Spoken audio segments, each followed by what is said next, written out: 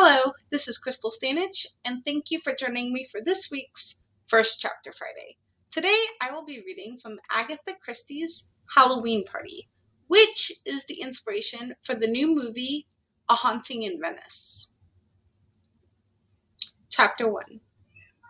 Mrs. Ariadne Oliver had gone with the friend with whom she was staying, Judith Butler, to help with the preparations for a children's party, which was to take place that same evening. At the moment, it was a scene of chaotic activity. Energetic women came in and out of doors, moving chairs, small tables, flower vases, and carrying large quantities of yellow pumpkins, which they disposed strategically in selected spots.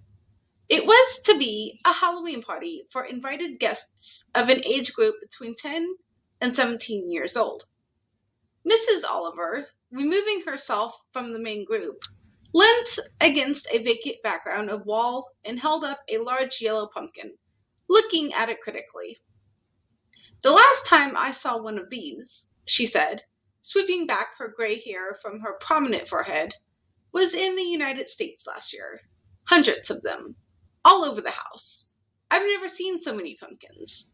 As a matter of fact," she added thoughtfully, "I've never really known the difference between a pumpkin and a vegetable marrow. What's this one?" "Sorry, dear," said Mrs. Butler, as she fell over her friend's feet.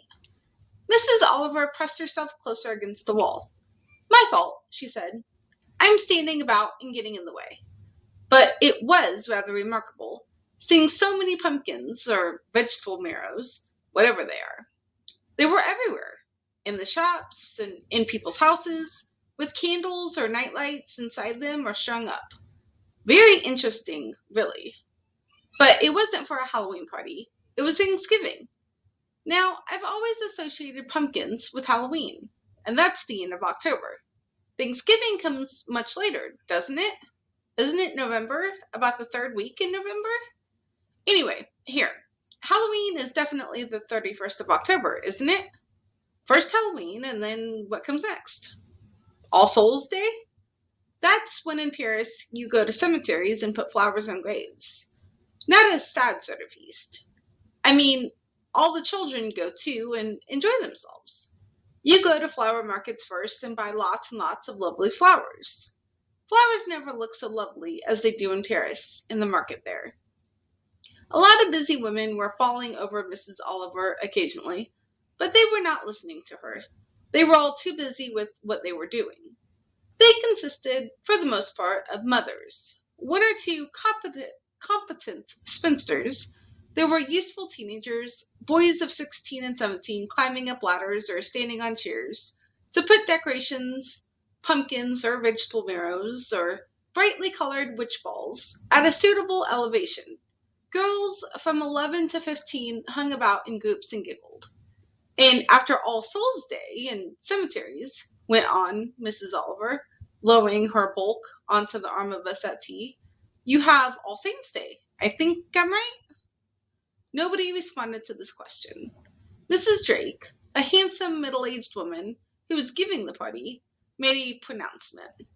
"I'm not calling this a Halloween party, although of course it is one really. I'm calling it the 11-plus party. It's that sort of age group. Mostly people who are leaving the Elms and going on to other schools." "But that's not very accurate, Rowena, is it?" said Mrs. Whittaker, resetting her pince-nez on her nose disapprovingly. Mrs. Whittaker, as a local school teacher, was always firm on accuracy, because we've abolished the 11-plus some time ago. Mrs. Oliver rose from the settee apologetically. "I haven't been making myself useful. I've just been sitting here saying silly things about pumpkins and vegetable marrows, and resting my feet," she thought with a slight pang of conscience, but without sufficient feeling of guilt to say it aloud. "Now, what can I do next?" she asked, and added, "What lovely apples!" Someone had just brought a large bowl of apples into the room. Mrs. Oliver was partial to apples.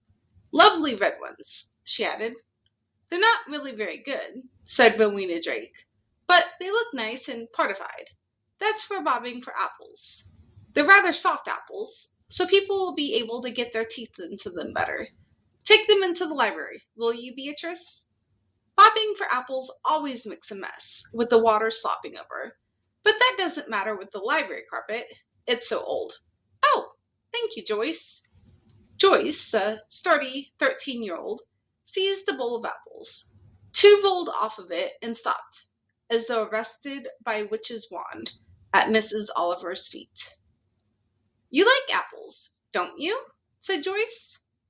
I bet you did, or perhaps I heard it on the telly. You're the one who writes murder stories, aren't you? And if you would like to know what happens next, you can check this book out on the Libby app. Please join me here next week as I read from the beginning of next month's book club selection, Eat, Pray, Love by Elizabeth Gilbert. Thank you and have a great week.